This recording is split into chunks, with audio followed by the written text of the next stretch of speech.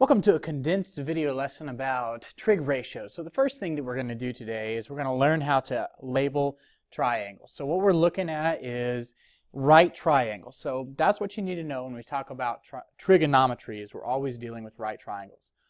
So we need to understand these three labels here: the opposite, the adjacent, and the hypotenuse. Opposite is the side that's always across from the angle that we're looking at. In this case, we're looking at this lower left-hand angle here.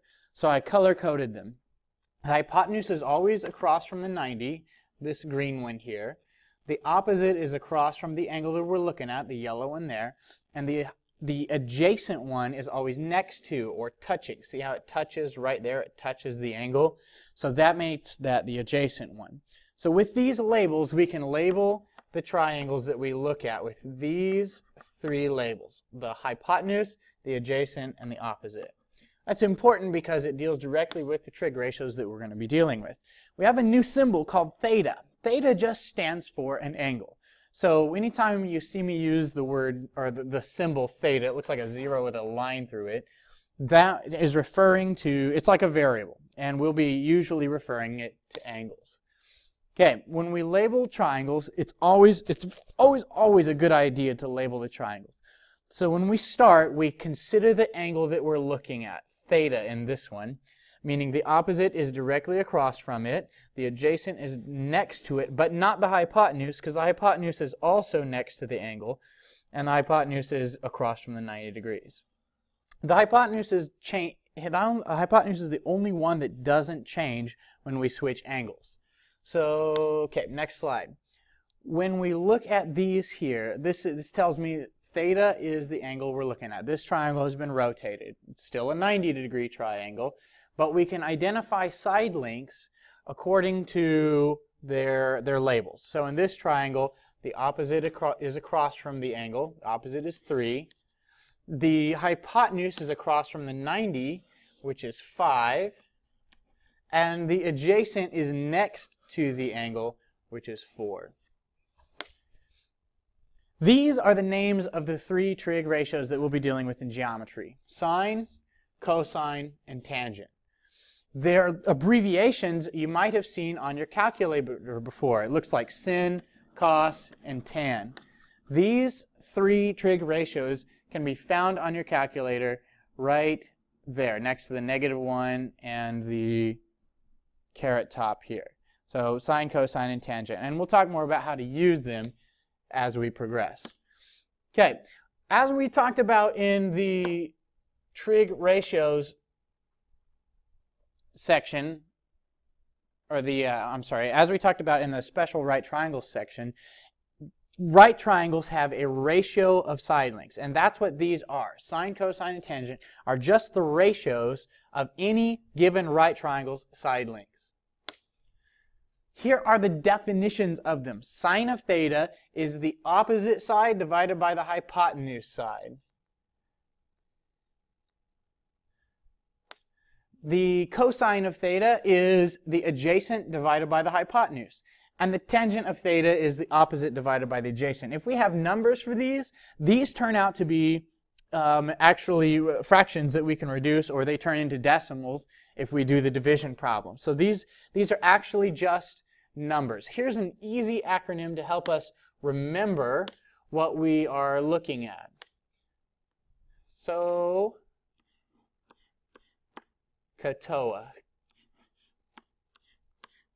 SOHCAHTOA.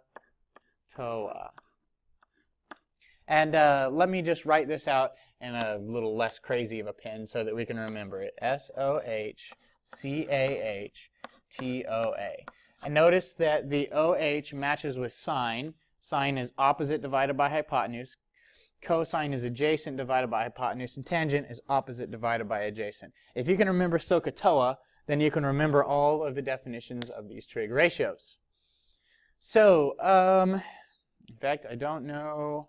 Oh, so we're going to look at the trig ratios now of each side length. So all we need to do is identify, we're looking at this angle. We're going to label the triangle. This is the opposite because it's across from the angle. This is the adjacent because it's next to it. And this is the hypotenuse, because it is across from the 90. So to find these trig ratios, all we have to do is set up the ratios now. Sine is opposite divided by hypotenuse. So since opposite is 3 and hypotenuse is 5, we have 3/5. So the sine of this angle is equal to 3/5. The cosine of this angle is the adjacent divided by the hypotenuse. So since adjacent is 4 and hypotenuse is 5, then 4/5 is the cosine of this angle. Tangent is opposite divided by adjacent. And in this case, that's 3 divided by 4. So 3/4. So as you can see, these trig ratios work out just to be fractions. Let's work one more example. But now we're switching things up a little bit. Oh, no we're not. We don't need to look at this side. Now we're switching things up a bit. So to find the sine of theta, theta is this angle here, the first thing we're going to do is label its sides. So this one is the adjacent because it's right next to it. This one is across from the 90, so it's the hypotenuse. And this one is across from it, so it is the opposite. So all I'm going to do is list out my ratios now. The sine of theta is opposite divided by hypotenuse. So 12 divided by 4 square roots of 10. And we can reduce that, and I'll show you how to do that here in just a second. Cosine of theta is adjacent divided by hypotenuse. So 4 divided by 4 square roots of 10.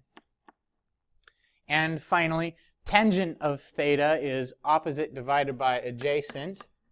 So we're going to do 12 divided by 4. And these all reduce down. This one reduces to 3. This one cancels down to 1 over the square root of 10. This one cancels down to 3 over the square root of 10. So those are the reduced versions of them. And in Algebra 2, you will go over more problems on how to solve radicals and stuff like that. But for right now, we're going to switch to looking at trig ratios as a number, and we're going to start using our calculators to calculate side lengths given an angle.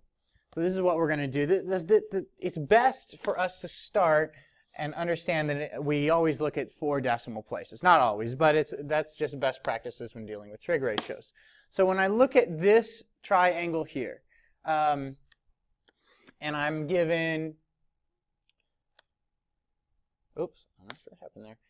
And I'm given this information that we've got a 53 there, a 45, and a 28, and we're looking at angle S here. So now I didn't use theta, but I did paste our little cheat sheet here. This is our SOHCAHTOA looking thing. I already listed out the trig ratio. Sine of S is opposite divided by hypotenuse, or 28 divided by 53. This is what we covered just a few seconds ago.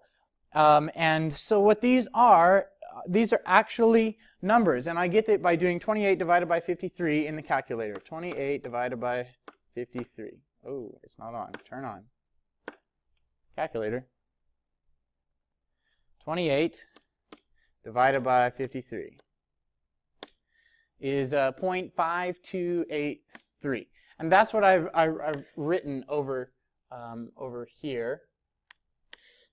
Is that, and so all I did was do the division problems on all of these, and you can see that this is a number.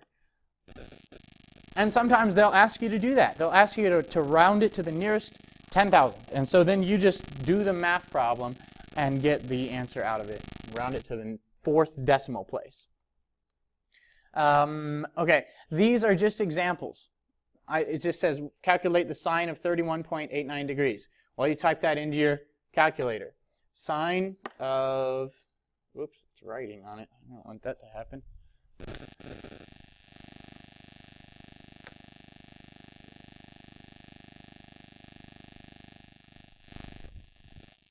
Sine of 31.89 degrees is 0.4. Whoa.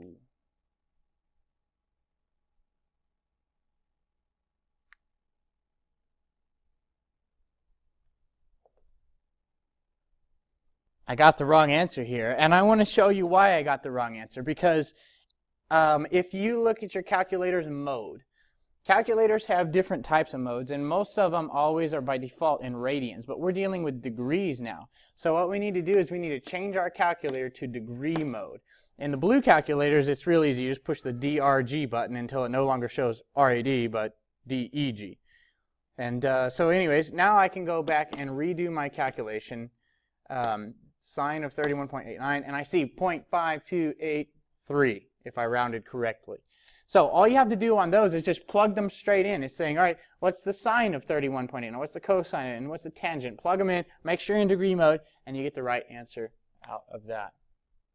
Okay.